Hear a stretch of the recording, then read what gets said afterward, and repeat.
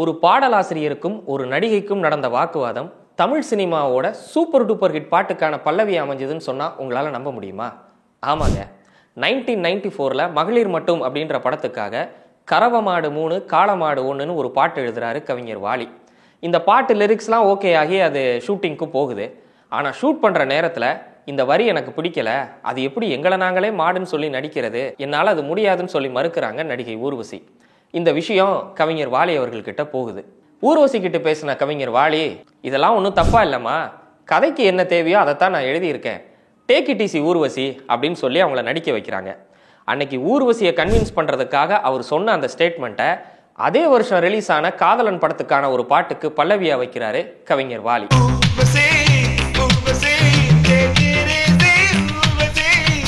என்னதான் இது ஒரு கமர்ஷியல் எலமெண்ட்டுக்காக வச்ச பாட்டா இருந்தாலும் இதுல வர்ற இந்த குறிப்பிட்ட வரியை நீங்க யாராச்சும் கவனிச்சிருப்பீங்களான்னு எனக்கு தெரியல. அப்படி ஒருவேளை கவனிக்கலனா இப்ப கவனிங்க.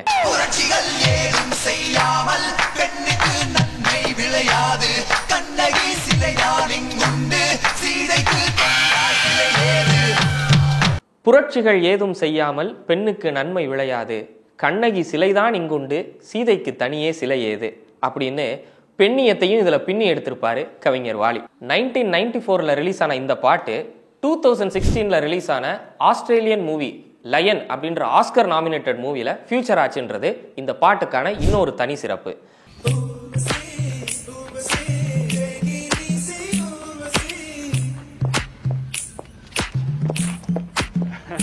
இதே மாதிரி இன்னும் சினிமா பத்தின நிறைய விஷயங்களை தெரிஞ்சுக்கிறதுக்கு நம்ம இன்டர்வல் முறுக்கு சேனலை ஃபாலோ பண்ணுங்க.